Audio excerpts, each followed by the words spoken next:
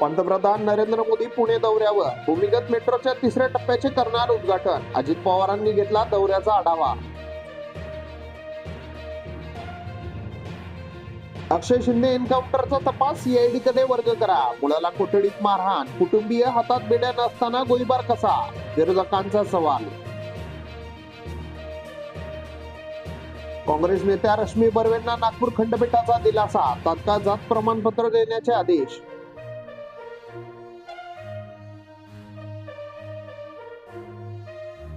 उत्पन्न वाढीसाठी चालक वाहकांना मिळणार प्रोत्साहन भत्ता. त्याच दिवशी रोख स्वरूपात दोघांना सम प्रमाणात वाटण्यात येणार. एसटी मंडळाचा उपक्रम. अमित शहा विदर्भात, नितीन गडकरी मात्र जम्मू काश्मीरमध्ये. विदर्भातील विधानसभा मतदारसंघाचा आढावा बैठकीत गैरहजेरीमुळे चर्चांना उधाण.